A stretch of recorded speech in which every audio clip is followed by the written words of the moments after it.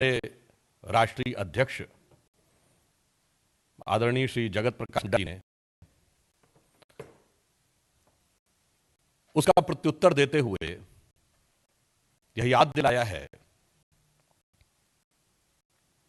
कि वहां भारत की विदेश नीति, रक्षा नीति और प्रधानमंत्री माननीय श्री नरेंद्र मोदी जी के संदर्भ में जो कुछ भी राहुल गांधी जी ने कहा है उसमें कुछ भी नया नहीं है।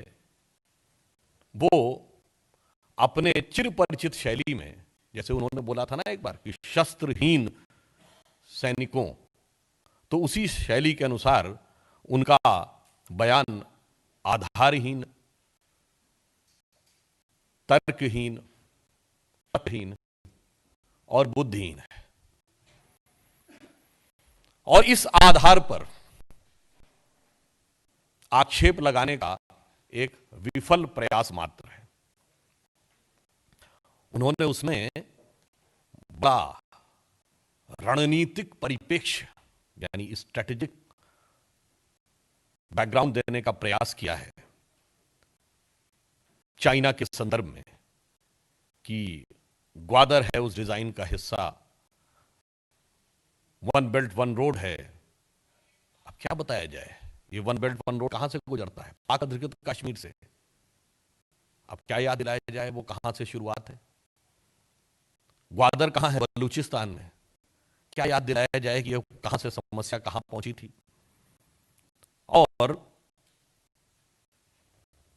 मैं ये कहना चाहूंगा कि डिजाइन क्या है, राहुल गांधी जी को समझते समझते 4 पीढ़ी लग गई। यह डिजाइन तो आज से 60-62 साल पहले ही स्पष्ट थी। मैं आप सब लोगों को सुलभ संज्ञान के लिए स्मरण कराना चाहता हूं। I would like to remind all of you, those who know it and those who do not know it, कि 6 अक्टूबर 1957 को चाइना के एक अखबार ने स्पष्ट रूप से लिख दिया था कि चाइना ने उस इलाके में सिकियांग से तिब्बत तक सड़क बना ली है। और इस बारे में 3 फरवरी 1958 को भारत के विदेश सचिव ने प्रधानमंत्री जी को लिखा। मैं डिजाइन की बैकग्राउंड याद दिला रहा हूं। और 4 फरवरी को तत्कालीन प्रधानमंत्री जी जवाब देते हैं कि ये सारे विषयों के ऊपर बातचीत की जाए, और एक शब्द वो प्रयोग करते हैं कि चाइना के साथ इनफॉर्मल चैनल से बात की जाए, अनौपचारिक प्रक्रिया। राहुल गांधी जी को ध्यान ही नहीं है कि कितना विशद प्रयास था उस समय डील करने का, इनफॉर्मल चैनल।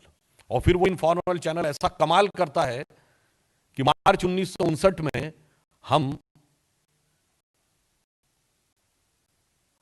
दलाई लामा जी को, आदरणीय दलाई लामा जी को भारत में शरण देते हैं, और अप्रैल 1960 में चाओ इन लाई को भारत में जबरदस्त वेलकम देते हैं। होने को तैयार नहीं, फिर भी उसी वर्ष दिसंबर 1960 में संयुक्त राष्ट्र संघ में जाके उनको परमानेंट सीट के लिए वकालत करते हैं। कितनी देर लगी डिजाइन को समझने में, और कितने जबरदस्त प्रयास आपने किए थे डिजाइन को काउंटर करने में। चलिए वो तो हो गया इतिहास की बात। ये मैंने कोई भी 1962 नहीं गिनाया है, मैंने 1960 दिसंबर, 1960 अप्रैल, फरवरी 1958, अक्टूबर 1957 बताया है। मतलब कोई झटके में हुआ कार्य नहीं था, स्टेप बाय स्टेप हो रहा था, जिसको उन्होंने कहा डिजाइन। सब डिजाइन के अनुसार हो रहा था। और भारत के शायद एकेडमिक क्वालिफिकेशन के हिसाब से सर्वाधिक पढ़े लिखे 2 प्रधानमंत्री, पंडित नेहरू और डॉक्टर मनमोहन सिंह जी, दोनों ही नहीं समझ पाए। अब आइए लेटेस्ट में, यूपीए सरकार के शासनकाल में रक्षा मंत्री एके एंटोनी जी का सदन के पटल पे दिया गया बयान है कि बॉर्डर इंफ्रास्ट्रक्चर में चीन हमसे बहुत आगे है, हमारा कोई मौका नहीं है, क्योंकि हमारी यह स्थापित नीति रही है लंबे समय तक कि सीमावर्ती क्षेत्रों पे आधारभूत संरचना का विकास न किया जाए। It was our established policy that there should not be any infrastructure development on the border. 3 पीढ़ी तक यही चलता रहा और आज उनको वह डिजाइन समझ में आ रही है। तो मैं सिर्फ उनसे यह कहना चाहूंगा, जो हमारे राष्ट्रीय अध्यक्ष जी ने भी उनको याद दिलाया है कि ये जो कोई भी समस्या है, ये भारत सरकार और भारत की विदेश नीति, भारत की रक्षा नीति की जितनी समस्या है, उससे ज्यादा यह आपके परिवार की निजी दुर्भाग्यशाली विरासत है।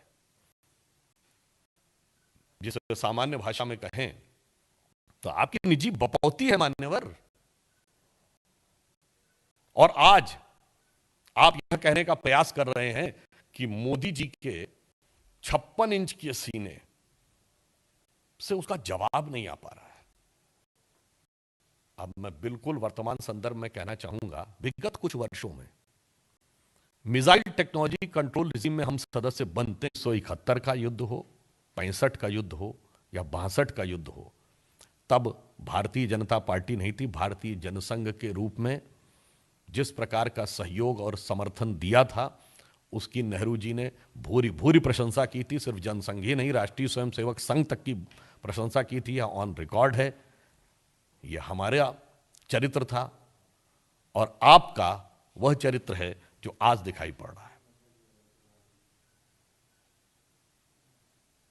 इसलिए हमारे राष्ट्रीय अध्यक्ष जी ने जो उत्तर दिया है, उसे समझने के लिए राहुल गांधी जी को बुद्धि, तर्क, तथ्य और अपनी विरासत समझनी पड़ेगी, तभी शायद उन्हें समझ में आए।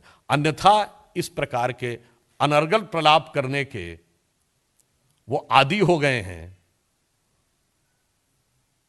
और इसके द्वारा वह सिर्फ राष्ट्र के हितों पर आघात करते हुए दिखाई पड़ते हैं।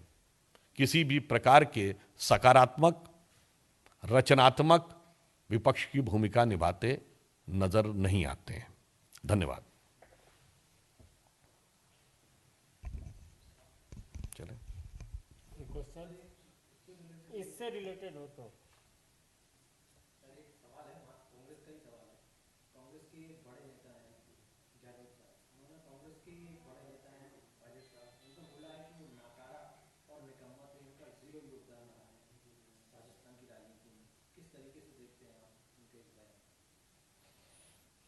एक राजस्थान और उत्तर भारत के ग्रामीण क्षेत्रों में एक कहावत है, मल्लन से मल्ल घनेरे, बाहर ना तो घर में भतेरे। यानी कुश्ती लड़ने के लिए बहुत सारे पहलवानों की जरूरत है, बाहर ना हो तो अंदर ही काफी हैं एक दूसरे से लड़ने के लिए। बहुत बहुत